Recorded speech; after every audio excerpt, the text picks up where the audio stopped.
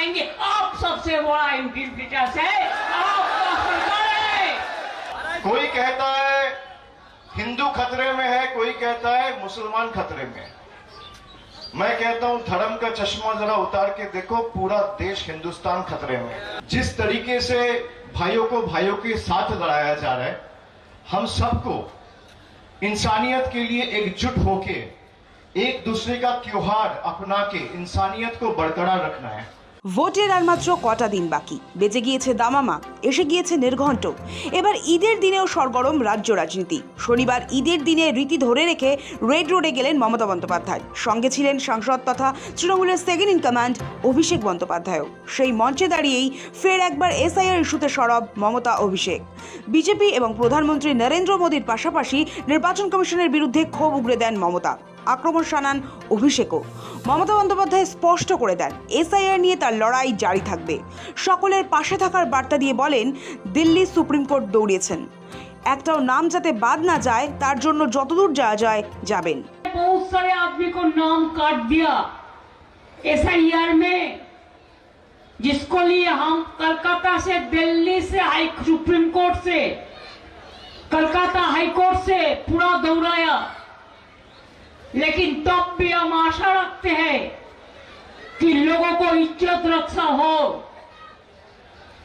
अगर कोई भी आप लोगों को पास नहीं है तो हम बंगाल का ऑल सिटीजन का साथ, नागरिक का साथ, ऑल कम्युनिटी का साथ, ऑल कास्ट का साथ, ऑल किड का साथ आप लोगों को परिवार का एक मेंबर होकर रह के आपको ये लड़ाई हम जारी रखेंगे। हमारा अधिकार हम मोदी जी को नहीं लेने देंगे। এরপরই প্রধানমন্ত্রী নরেন্দ্র মোদীর বিদেশ সফর নিয়ে কটাক্ষ ছুড়ে বলেন সৌদি আরব গিয়ে হাত মেলা, দুবাইয়েও হাত মিলিয়েছেন, দেশে এলেই নাম কাটার কথা মনে পড়ে। প্রধানমন্ত্রীর সবচেয়ে বড় অনুপ্রবেশকারী বিজেপিকে চোর গুন্ডার পার্টি বলেও আক্রমণ করে বলেন বাংলাকে যে টার্গেট করবে জাহান নামে যাবে। বাংলার একটাই টার্গেট, বিজেপি হটাও, দেশ বাঁচাও। अब सऊदी अरबिया जाके हाथ मिलाता है, मिलाइए। हम सब देश को पसंद करते हैं, हमारा देश को हम proud, I am proud of my India, I am proud of the world. आप जब दुबई में जाके, दुबई लोग हमारा दोस्त है इंडिया का, आप जब उधर में जाके पूरा दस्ती मिलाता है, गला मिलाता है, तब आपका असर नहीं पड़ते हैं। वो हिंदू और मुसलमान है और इंडिया आके आप भूल जाता है, आप बोलते हैं इसको नाम कर दो, उसको नाम कर दो, ये सब इंटीग्रेटर्स है। मैं तो कहेंगे आप सबसे बड़ा इंटीग्रेटर्स है, आपका सरकार है। और आप जबरदस्ती हमारा सरकार को कंट्रोल किया है, प्रेसिडेंट रूल चल रहा है, सब मकान में बीजेपी का लीडर लोग रहेगा। चोर डकैत गुंडा का पार्टी है, गद्दार का पार्टी है, थोड़ा थोड़ा गद्दार भी है, जो बीजेपी के पास रुपया लेके वोट बांटने का खेल में खेल रहा है। बंगाल अच्छे से रहे और जो बंगाल को टारगेट करे वो जहान्नाम में जाए।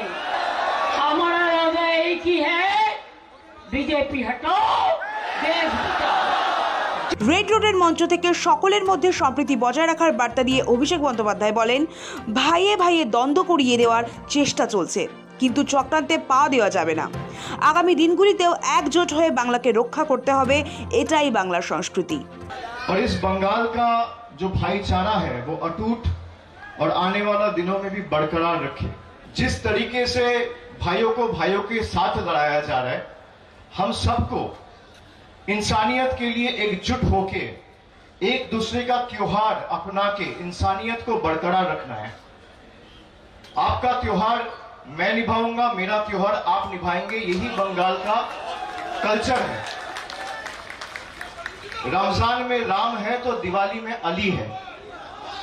जिस चांद को देख के हम लोग ईद मनाते हैं, उसी चांद से करवा चौथ भी मनाया जाता है। यही हमारा देश का संस्कृति है। और जो लोग सोचता है नाम काट के बेघर करके इस देश से धक्का मार के निकालेंगे, भाई को भाई के साथ लड़ाएंगे, गर्दन भी कटेगा तो झुकेगा नहीं। नाम काटना तो दूर का बात है। ये देश मेरा जितना है, ये देश आपका उतना है। अगर मंदिर का घंटा इस आसमान के नीचे उसका आवाज गूंजता है, तो ईद का अजान और नमाज का भी आवाज इस धरती के नीचे गूंजता है। यही हमारा हिंदुस्तान है।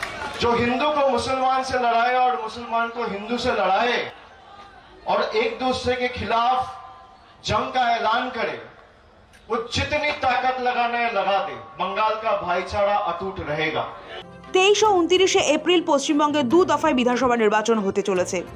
এদিকে এসআইআর প্রক্রিয়া নিয়ে শুরু থেকে সরব তৃণমূল। বৈধ নাম বাদ না দেওয়ার দাবিতে বারবার সরব হয়েছেন তৃণমূল নেতৃত্ব।